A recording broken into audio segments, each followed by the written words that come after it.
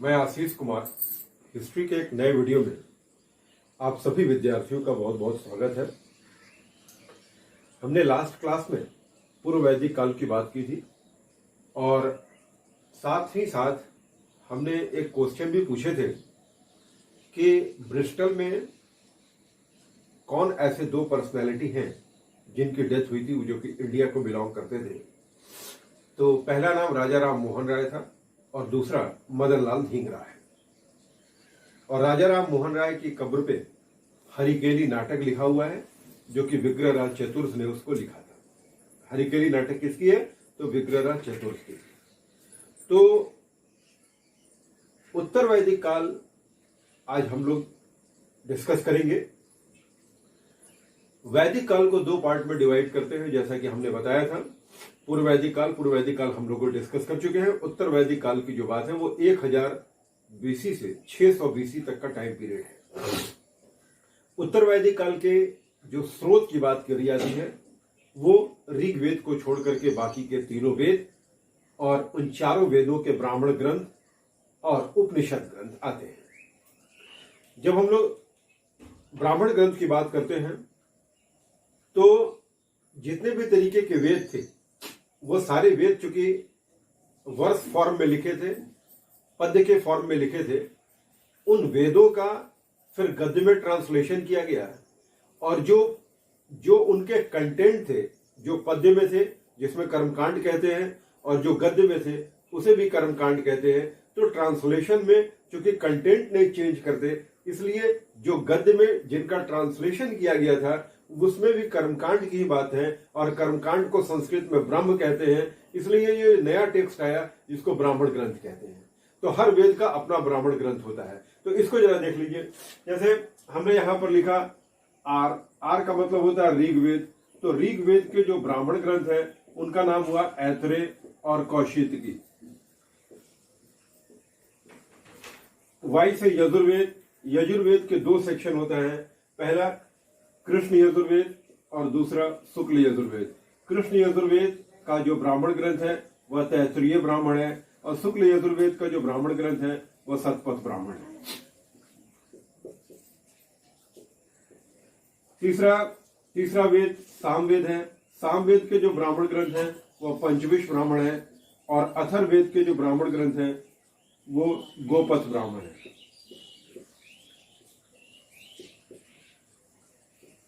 साथ ही साथ हम लोग इन चीजों को जिक्र करते चलेंगे कि ये जो आपके ऋग्वेद है, ऋग्वेद के जो मंत्र हैं उसके उच्चारण करने वाले पुरोहित का क्या नाम है? तो वो होत्रा था। यजुर्वेद इनके मंत्रों के उच्चारण करने वाले पुरोहित क्या थे? तो वह अथर्वयु थे। सामवेद इनके मंत्रों के उच्चारण करने वाले पुरोहित को क्या कहते थे? तो ये उद्गात्रा कहते थे। अथर्ववेद इनके मंत्रों के उच्चारण करने वाले पुरोहित को क्या कहा जाता था? तो वह ब्रह्म कहा जाता था। तो ये जरा देख लीजिए, ये साथ भी साथ हम लोग इन चीजों को डिस्कस करते चले हैं कि अगर ऋग्वेद है तो ऋग्वेद के सामने हमने लिखा होत्रा, लिखा HOTRA। ये होत्रा is a group of Purohit who recites the hymns of the Rigveda. यानी होत्रा वो पुरोहितों का वर्ग है जो ऋग्वेद के मंत्रों का उच्चारण करता है। दूसरा यजुर्वेद है तो यजुर्वेद के सामने हमने लिखा कि यह अथर्वयु है।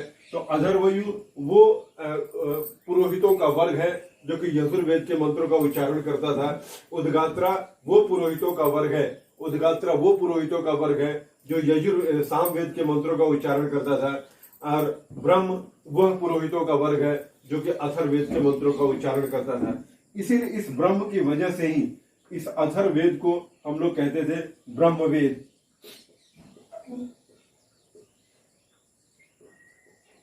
तो ये पूछा जाता है कि कौन सा वेद ब्रह्मवेद कहलाता था? तो वह अथर्ववेद है। ये ध्यान रखिएगा कि अगर मनुष्य के जीवन में 3 तरीके के ऋण माने जाते थे, पितृ ऋण, देव ऋण और ऋषि ऋण। पितृ ऋण, देव ऋण और ऋषि ऋण। पितृ ऋण से किस तरीके से फ्री होंगे? तो विवाह कर रहा होता था और विवाह करने के बाद पुत्र पैदा करिए तो आप पितृ ऋण से फ्री होते थे। देवताओं की पूजा अर्चना करोगे तो देव ऋण से फ्री होते थे। और जब ऋषि ऋण की बात करते हैं तो ऋषियों के द्वारा लिखित ग्रंथों का अध्ययन करने से आप ऋषि ऋण से फ्री होते थे। लेकिन तो ऋषियों के द्वारा लिखित ग्रंथों की बात की जाती है तो वह वेदों की बात की जाती है। तो अगर किसी ने मान लिया कि वेद की पढ़ाई नहीं करी तो उसका एक सप्लीमेंट्री टेक्स्ट होता है जिसको कि हम लोग उपवेद कहते हैं, और उस उपवेद को जिसने अध्ययन कर लिया तो फिर वो ऋषि ऋण से फ्री होता था। तो जैसे मान लिया ऋग्वेद है, तो ऋग्वेद के जब हम लोग उपवेद की बात करते हैं तो वो आपका आयुर्वेद है। ऋग्वेद का उपवेद आयुर्वेद है। यजुर्वेद का उपवेद धनुर्वेद है। सामवेद के जब उपवेद की बात करते हैं तो वह गंधर्व वेद है। और अथर्ववेद के उपवेद की बात करते हैं तो शिल्पवेद है।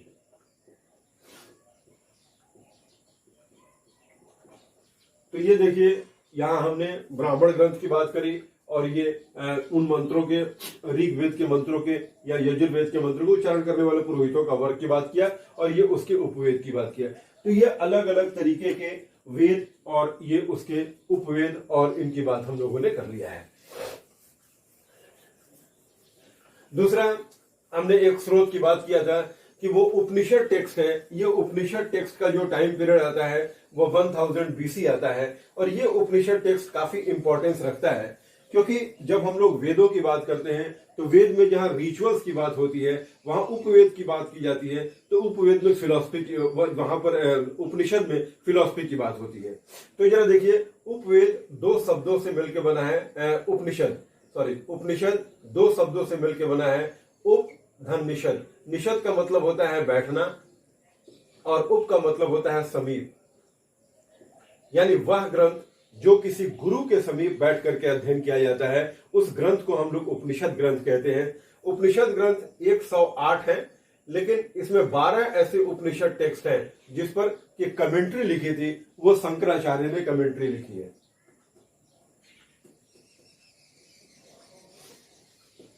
तो ये ध्यान रखना, हर वेदों का अपना उपनिषद टेक्स्ट भी होता है, लेकिन हम उधर में जाकर के हम ये केवल यहां पर डिस्कस कर लेते हैं कि उपनिषद में सबसे बड़े, जब हम लोग उपनिषद की बात करते हैं तो वह आपका बृहदारण्यक उपनिषद है। सबसे बड़ा उपनिषद बृहदारण्यक उपनिषद है।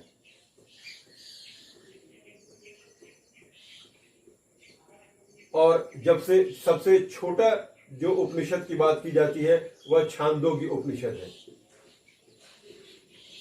सबसे बड़ा उपनिषद और यह सबसे छोटा उपनिषद है। कौन सा ऐसा वेद है, कौन सा ऐसा उपनिषद है जिसमें चारों आश्रम की बात की जाती है, तो वह जाबलोपनिषद है। 4 तरीके का आश्रम होता है। आश्रम का उल्लेख किसमें है? 4 आश्रम का, वह जाबलोपनिषद में है।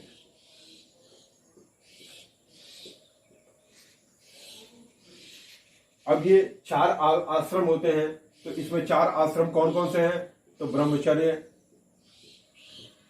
दूसरा गृहस्थ, तीसरा वानप्रस्थ और चौथा सन्यास। ये ध्यान रखिएगा, हमने आपको लास्ट क्लास में ही बताया था कि पूरे वैदिक कल्चर में अभी प्रॉस्पेरिटी मेन ऑब्जेक्टिव है, इसलिए लोग सन्यास की बात नहीं करते थे। तो पूरे वैदिक कल्चर में केवल 3 आश्रम की बात करी जाती है, ब्रह्मचर्य, गृहस्थ और वानप्रस्थ।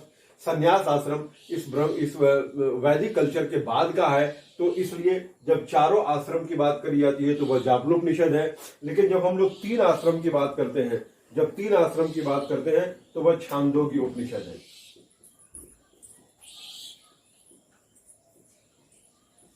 जब 3 आश्रम की बात करते हैं तो वह छांदोग्य उपनिषद है। जब 4 आश्रम की बात करते हैं तो वह जाबलोपनिषद है। ये ध्यान रखना कि अब एक उपनिषद ईशोपनिषद है। ईशोपनिषद में गीता के निष्काम कर्म का सिद्धांत है। गीता के निष्काम कर्म का सिद्धांत ईशोपनिषद में है। ये ध्यान रखना, जब ये क्वेश्चन पूछा जाता है कि आत्मा और पुनर्जन्म की बात किसमें होती है, तो वह कठोपनिषद है। कठोपनिषद में आत्मा और पुनर्जन्म की बात होती है। तो इसी तरीके से वसुधैव कुटुंबकम की बात होती है। तो ये बहुत सारे उपनिषद हैं, इन सारे उपनिषद के अलग अलग कंटेंट की बात करी जाती है। तो ये आपका उपनिषद 108 है, इसमें 12 ऐसे उपनिषद है जिस पर बात करी गई है। यही उपनिषद जो टेक्स्ट है वो 1000 बीसी का कंटेंट है और यही इंपॉर्टेंट एक सोर्स माना जाता है। तो जरा देखिए, जब हम लोग उत्तर वैदिक काल के पॉलिटिकल स्टेटस की बात करते हैं तो जितने भी तरीके का वेद, जितने भी तरीके के वेद हैं वो चूंकि पोएटिक फॉर्म में लिखे गए थे और वो रटंत विद्या पर आधारित थे। उपनिषद में चूंकि दर्शन की बात करी जाती है तो उसमें फिलॉसफी की बात की जाती है। तो चूंकि जब वैदिक कल्चर, पूर्व वैदिक कल्चर में ये बताया गया कि राजा जो होता था वह राजा का किसी भी तरीके से राज्यारोहण संस्कार नहीं होता था, राजा का राज्यारोहण संस्कार नहीं होता था। तो राजा क्या करता था, तो राजा जो था उनका हमने बताया कि वह टैक्स कलेक्ट नहीं कर सकता था। लेकिन उत्तर वैदिक काल में राजा पावरफुल हो गया था, राजा शक्तिशाली हो गया था, राजा अलग अलग तरीके के यज्ञ परफॉर्म करता था, राजा इतना शक्तिशाली हो गया था कि वह अलग अलग दिशाओं में अलग अलग नाम से पुकारा जाने लगा। पहले हमने ये भी देखा था कि चूंकि ब्राह्मण होते थे वह पढ़ने पढ़ाने का काम करते थे, क्षत्रिय जो राजा होता थे वह क्षत्रिय वर्ग के होते थे। लेकिन उत्तर वैदिक काल में हम लोग ये देखने को मिलता है कि कुछ ऐसे क्षत्रिय राजा भी थे जिन्होंने इतना ज्ञान अर्जित किया कि वह ब्राह्मण की कैटेगरी में आ गए और उनके यहाँ पढ़ने के लिए ब्राह्मणों ने अपने बेटों तक को पढ़ने के लिए अनुमति दिया था। तो ऐसे 1000 बीसी में कुछ ऐसे क्षत्रिय राजा के नाम मिलते हैं जिसमें सबसे पहला नाम आता है अजातशत्रु। तो जैसे आपसे पूछा जाएगा कि 1000 बीसी में अजातशत्रु कहां का राजा था, तो अजातशत्रु, ध्यान रखना कि पूरे प्राचीन भारतीय इतिहास में अजातशत्रु दो हुए हैं।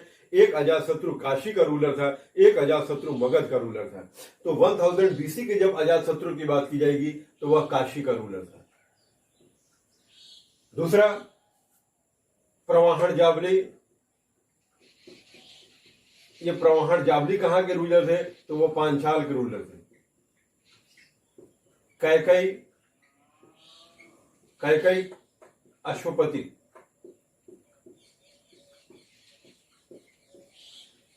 तो ये जैसे काशी के रूलर अजातशत्रु, पांचाल के प्रवाहन जावली और कैकई का अश्वपति। विदेह सबसे इंपॉर्टेंट है, विदेह राजा जनक।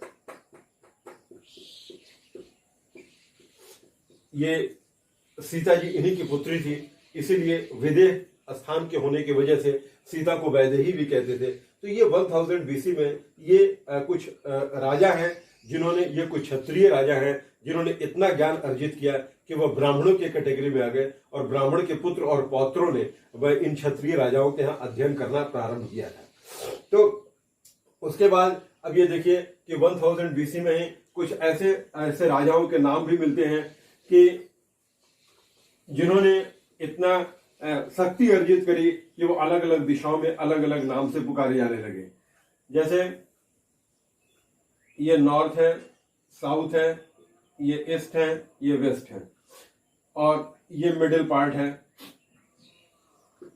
नॉर्थ में जो राजा थे उनको विराट की टाइटल थी, साउथ में जो थे उनको भोज की टाइटल थी, ईस्ट में सुराट और वेस्ट में सम्राट और वेस्ट में सुराट और मिडिल पार्ट में राजा होते थे। और जो नॉर्थ, साउथ, ईस्ट, वेस्ट इन चारों जगह को कॉन्क्वायर कर लेता था, इन चारों एरिया को जीत लेता था, उसको हम लोग कहते थे एक राट। तो ये देखिए, नॉर्थ में अगर कोई राजा रूल करता था वह विराट होता था, साउथ में भोज होता था, ईस्ट में सम्राट होता था, मिडिल पार्ट में मध्य देश में कोई राजा रूल करता था वह राजा था, वेस्ट में था तो वह सुराट था और जो चारों दिशाओं को कॉन्कर कर लेता था तो वह एक राट था। प्राचीन भारतीय इतिहास में केवल एक राजा ऐसे हुए जिन्होंने एक राट की टाइटल ली थी और वो था महापद्मनंद। तो ये पॉलिटिकल स्टेटस हम लोग डिस्कस कर रहे हैं। इसमें जो राजा होते थे, राजा अब 3 तरीके के यज्ञ परफॉर्म कर सकता था। उसके यज्ञ को अश्वमेघ यज्ञ कहते थे, दूसरा वाजपेय यज्ञ कहते थे और तीसरा राजसूय यज्ञ कहते थे। पूर्व वैदिक काल में ऐसा देखने को नहीं मिलता है। उत्तर वैदिक काल में यह भी देखा गया कि राजा जो होता था वह भूमि का मालिक होता था। राजा जो था भूमि का मालिक था, तो जब राजा भूमि का मालिक होगा तो राजा टैक्स कलेक्ट कर सकता था। यानी उत्तर वैदिक काल में हमें राजा के ऊपर अतिरिक्त अधिकार का देखने को मिलता है और वह राजा टैक्स कलेक्ट कर सकता था। और टैक्स जो होता था 1/6 ऑफ प्रोड्यूस होता था। यानी कितना टैक्स होता था, तो वह उत्पादन का 1/6 भाग टैक्स होता था। कितना होता था? 1/6 भाग उत्पादन का होता था। और उस अभी ये ध्यान रखना कि वो टर्म टैक्स नहीं आया है। हमने आपको शुरू में बताया था पूर्व वैदिक काल में बलि आया था, उत्तर वैदिक काल में क्या आया? तो वह भाग आया। ठीक है। और इस टैक्स को कलेक्ट करने के लिए दो तरीके के अधिकारी होते थे। पहला होता था भागदूत, पहला, और दूसरा जो होते थे वह संग्रहिता होते थे। भागदूत टैक्स कलेक्ट करता था और संग्रहिता जो होता था वह ट्रेजरार होता था, वह कोषाध्यक्ष होता था। तो ये उत्पादन का 1/6 टैक्स कलेक्ट होता था, जिसको भाग कहा जाता था। तो वह भागदूत और संग्रहिता, यानी कि उत्तर वैदिक काल में जो रत्निन थे वह पूर्व वैदिक काल से दो और बढ़ गए थे। इसमें एक नाम आता है भागदूत और दूसरे का नाम आता है संग्रहिता। तो ये उत्तर वैदिक काल के पॉलिटिकल स्टेटस की बात किया।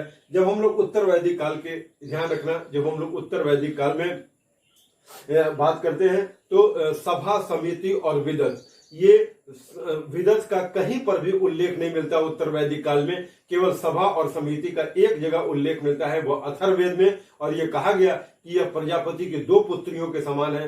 प्रजापति किसको कहते थे? तो ब्रह्मा को कहते थे।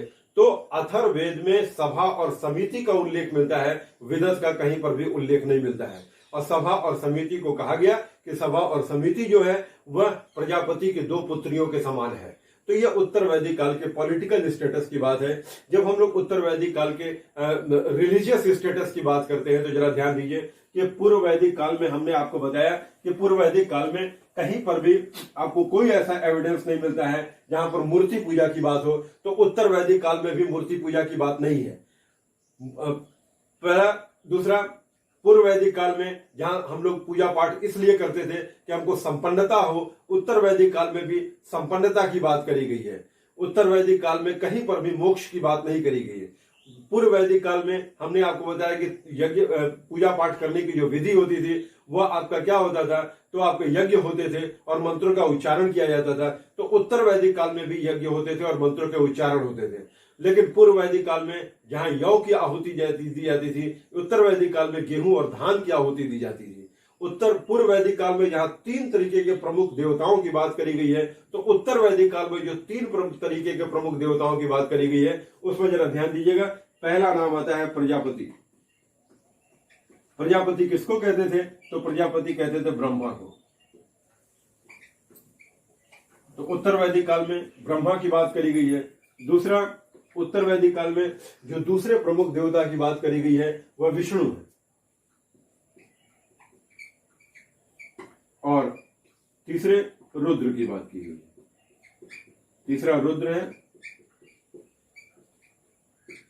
विष्णु है। तो ब्रह्मा, विष्णु और रुद्र की बात करी गई है। और रुद्र शिव के रूप को कहते हैं। शिव का जो रौद्र रूप है उसको रुद्र कहा जाता है। और प्रजापति, विष्णु और रुद्र। तो यह हमने उत्तर वैदिक काल के रिलीजियस स्टेटस की बात कर लिया और पूर्व वैदिक काल के साथ उसका कंपैरिजन भी कर लिया। जब हम लोग उत्तर वैदिक काल में आर्थिक स्थिति की बात करते हैं तो ध्यान दीजिएगा कि पूर्व वैदिक काल में क्या आर्थिक स्थिति थी। तो पूर्व वैदिक काल में लोगों को चूंकि लोहे की जानकारी नहीं थी तो एग्रीकल्चर उन्होंने क्या किया? तो एग्रीकल्चर में किस चीज के क्रॉप की जानकारी थी? तो केवल और केवल यौ की जानकारी थी। लेकिन जब हम लोग उत्तर वैदिक काल की बात करते हैं तो उत्तर वैदिक काल में ये 1000 BC एक ऐसा इंपॉर्टेंट ईयर है कि यहीं से हमको लोहे की जानकारी मिली, आयरन की जानकारी मिली थी। और आयरन कहां से मिला था? तो हमने बताया था कि यह अतरंजी खेड़ा से मिला था। अतरंजी खेड़ा आगरा के पास एटा की जगह है।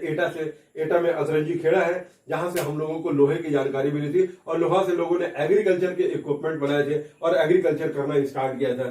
तो उत्तर वैदिक काल में 3 इंपॉर्टेंट क्रॉप की बात होती है। पहला गेहूं, दूसरा जौ और तीसरा धान। गेहूं, जौ और धान, ये 3 फसल की जानकारी हम लोग को उत्तर वैदिक काल में मिलती है। दूसरा, उत्तर वैदिक काल में चूंकि ध्यान रखना ग्रामीण संस्कृति है, उत्तर वैदिक काल या पूर्व वैदिक काल ग्रामीण संस्कृति है, तो ग्रामीण संस्कृति में ट्रेड नहीं होते थे। उत्तर वैदिक काल में ग्रामीण संस्कृति है तो ग्रामीण संस्कृति, उत्तर वैदिक काल या पूर्व वैदिक काल कहीं पर भी ट्रेड नहीं होता था। और उत्तर वैदिक काल में गेहूं, जौ और धान के साक्ष्य मिलते हैं, जहां पूर्व वैदिक काल में रेड पॉटरी आपका इंपॉर्टेंट कल्चर के रूप में आता है, तो उत्तर वैदिक काल में है। उत्तर वैदिक काल में इसको कहते हैं पीजीडब्ल्यू। पीजीडब्ल्यू का मतलब होता है पेंटेड ग्रे वेयर।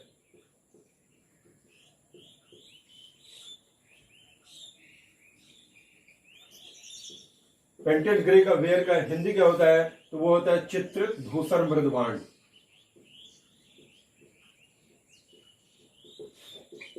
तो ये उत्तर वैदिक काल में या आपके 1000 बीसी में आपके रिलीजियस, आपके आर्थिक स्थिति की बात की जाती है। जब हम लोग उत्तर वैदिक काल के सामाजिक स्थिति की बात करते हैं तो ध्यान रखना उत्तर वैदिक काल का जो समाज है वह ऋग वैदिक काल से, ऋग वैदिक काल में जो समाज था वह कर्म के आधार पर विभाजित था, लेकिन उत्तर वैदिक काल में जो समाज है वह जन्म के आधार पर विभाजित है। उत्तर वैदिक काल में 2 इंपॉर्टेंट कैरेक्टरिस्टिक सोसाइटी का मिलता है। पहला आपका, ये ध्यान रखना, फर्स्ट आपका है गोत्र सिस्टम और दूसरा सिस्टम है आश्रम सिस्टम। गोत्र सिस्टम का एविडेंस किससे मिलता है, तो वह ऐतरेय ब्राह्मण से मिलता है। अब गोत्र क्या होता है मैं आपको 2 मिनट में बता दूं। तो गोत्र जो होता है वह गौ शब्द से निकला है। गोत्र किससे निकला है, गौ से निकला है। गौ का मतलब होता है गाय। उस समय के जो लोग थे अपने गायों को या अपने उस कबीले के, एक कबीले के जो लोग थे अपने गायों को बांधने के लिए किसी एक जगह पर कलेक्ट होते थे, और वो जो जगह होता था उस जगह का नाम किसी ऋषि मुनि के नाम पर रखा जाता था। मान लो एक कबीला है, जैसे भरत मान लो एक कबीला है, और उस कबीले के जो लोग थे उन्होंने एक जगह पर अपने कबीले को बांधना स्टार्ट किया, अपने कबीले के गाय को, पशुओं को बांधना स्टार्ट किया, और उस जगह का नाम किसी ऋषि के नाम पर रख दिया। तो इसका मतलब यह होता है कि इस कबीले का हर एक व्यक्ति, मान लो इसने गौतम ऋषि के नाम पर रख दिया, तो इसका मतलब क्या हुआ कि ये जो यहाँ के हर लोग, हर परिवार का हर मेंबर जो होगा वह गौतम फैमिली का मेंबर माना जाता है, यानी गौतम गोत्र का मेंबर माना जाता था। तो इसीलिए एक यहाँ पे क्या होगा, इसीलिए ये होगा कि एक गोत्र में अगर 2 लोग हैं, मेल और फीमेल हैं, तो they were treated as the brother and the sister. तो वो भाई बहन के रूप में ट्रीट होते थे, इसलिए उनकी शादियां भी नहीं होती थी। तो गोत्र एक रहने पर शादी विवाह नहीं होता था। तो ये आपका गोत्र सिस्टम की बात होती है। तो एक गोत्र रहता है, इसी वजह से आज भी ये कल्चर होता है कि शादी विवाह करने के समय में गोत्र सिस्टम आता है, और गोत्र अगर एक गोत्र होता है तो शादी विवाह नहीं होती है। दूसरा आश्रम सिस्टम था। मैंने आपको बता दिया कि ब्रह्मचर्य आश्रम, गृहस्थ आश्रम, वानप्रस्थ आश्रम और संन्यास आश्रम की बात की जाती है। क्योंकि संन्यास आश्रम होता नहीं है, इसलिए उत्तर वैदिक काल में संन्यास आश्रम की बात नहीं करते हैं। तो ब्रह्मचर्य आश्रम में यह था कि ध्यान रखना उत्तर वैदिक काल में थोड़ा सा चेंजिंग आया कि शूद्र के एजुकेशन पर प्रतिबंध हो गया, महिलाओं के एजुकेशन पर प्रतिबंध हो गया। ब्राह्मण, क्षत्रिय और वैश्य ये 3 ही गुरुकुल जाते थे, और गुरुकुल में जाने के बाद उनका उपनयन संस्कार होता था। ये इसमें उत्तर वैदिक काल में ही 16 तरीके के संस्कार की बात करी गई है। तो उपनयन संस्कार होता था। उपनयन संस्कार का मतलब होता है गुरु के समीप जाकर के अध्ययन करना। तो ये उपनयन संस्कार होता था, और यहाँ पर ब्रह्मचर्य आश्रम में उपनयन संस्कार की बात की जाती थी। तो अगर ब्राह्मण है तो गायत्री मंत्र से उसका होता था उपनयन संस्कार, अगर वह क्षत्रिय है तो जगती के मंत्र से होता था, वैश्य है तो सविता के मंत्र से उसका उपनयन संस्कार होता था। तो ये लोग गुरुकुल में अध्ययन करते थे, और जब गुरुकुल में 25 वर्ष तक उन्होंने अध्ययन कर लिया, तो अध्ययन करने के बाद उनके जो वहां पर उनके जो शिक्षक होते थे वो उसका उन विद्यार्थियों का एक मुंडन स्नान कराते थे और मुंडन संस्कार करते थे। तो वो स्नान कराने की वजह से ही उसको स्नातक की उपाधि मिलती थी। तो जो आजकल ग्रेजुएट कहे जाते हैं, जो स्नातक कहे जाते हैं, वो वहीं से स्नान करने का एक जो रिचुअल्स होता है वो टीचर्स के द्वारा, वहां के गुरुओं के द्वारा, तो फिर उसके नाम से वो स्नातक पढ़ा था। तो गुरुकुल में अध्ययन करने के बाद वो फिर गृहस्थ जीवन में प्रवेश करते थे, और गृहस्थ में हमने आपको बताया कि शुरू में 3 तरीके का ऋण होता था, और उसके लिए पहला जो ऋण होता था वह पितृ ऋण होता था। तो पितृ ऋण से कैसे फ्री होगे, तो पितृ ऋण, यहां ध्यान रखना, पितृ ऋण देव ऋण और तीसरा ऋषि ऋण। तो पितृ ऋण से कैसे फ्री होते थे? तो पितृ ऋण से फ्री होने के लिए आपको शादी विवाह करना होता था। तो यहां पर इसीलिए गृहस्थ में शादी विवाह के कॉन्सेप्ट की बात की जाती है और इसमें पुत्र पैदा करना एक बहुत बड़ा माना जाता था कि पुत्र पैदा करना आवश्यक है। लेकिन अगर पुत्री पैदा हो जाती थी तो उसको किसी भी तरीके से उसको फेंका नहीं जाता था और उसको अपशकुन नहीं माना जाता था। हाँ, उसके लिए भी व्यवस्था करते थे, लेकिन कामना किस चीज की करते थे? तो कामना करते थे, पुत्रों की बात करते थे। तभी आप पुत्र ऋण से फ्री होते थे। क्योंकि आप पुत्र के रूप में पैदा हुए हैं, तो आपके ऊपर इस समाज का एक ऋण है और इस ऋण से आपको ऋण होना है, इसलिए आपको विवाह करना और पुत्र पैदा करना है। तो पितृ ऋण था। अब पितृ ऋण के वजह से ही शादी विवाह, तो शादी विवाह एक संस्कार के रूप में माना जाता है और पुत्र पैदा करना उसका ऑब्जेक्टिव होता था। देव ऋण और ऋषि ऋण हमने आपको बता दिए थे कि देवताओं की पूजा अर्चना करना और ऋषि ऋण होता था। तो ये था। और उसके बाद अगर आप ये 25 to 50 ईयर्स होता था, ये आपका ब्रह्मचर्य आश्रम 25 वर्ष तक की अवस्था होती थी, लेकिन 0 से नहीं माना जाता था, 8 वर्ष से माना जाता था। 8 साल में ब्राह्मण आते थे, 11-12 साल के अवस्था में क्षत्रिय जाते थे और 12-13 साल की अवस्था में कौन जाता था? तो वैश्य जाते थे। तो अच्छा, उसके बाद 25 से 50 वर्ष की अवस्था गृहस्थ आश्रम की अवस्था होती थी और 50 से 75 वर्ष की जो अवस्था होती थी वह वानप्रस्थ आश्रम की अवस्था थी। तो लोग वनों में जाते थे और वन में जाने के बाद कुछ आध्यात्मिक ज्ञान का अर्जन करते थे। तो ये फिर 50 से 75 वर्ष की अवस्था होती थी। ये संन्यास आश्रम के पहले का ट्रायल होता था, जिसको हम लोग की वानप्रस्थ आश्रम कहते हैं। तो ये ब्रह्मचर्य, गृहस्थ और वानप्रस्थ आश्रम की बात हम लोगों ने आपको बताया। और ये इसमें हमने आपको बताया कि शूद्रों के एजुकेशन पर प्रतिबंध है और महिलाओं के एजुकेशन पर प्रतिबंध है, इसीलिए बाल विवाह के भी कॉन्सेप्ट शुरू हुए थे।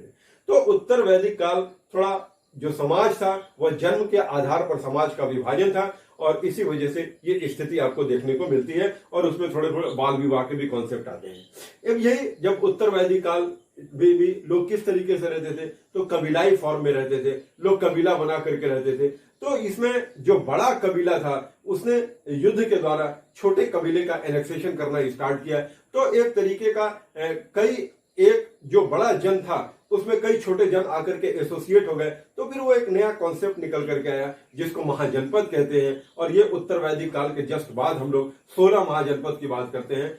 तो ये 16 महाजनपद का जो कॉन्सेप्ट है वो उत्तर वैदिक काल के बाद का है और यही हम लोग नेक्स्ट क्लास में, नेक्स्ट वीडियो में 16 महाजनपद की बात करेंगे। Thank you. पढ़िए, स्वस्थ रहिए, सुरक्षित रहिए, घर में रहिए।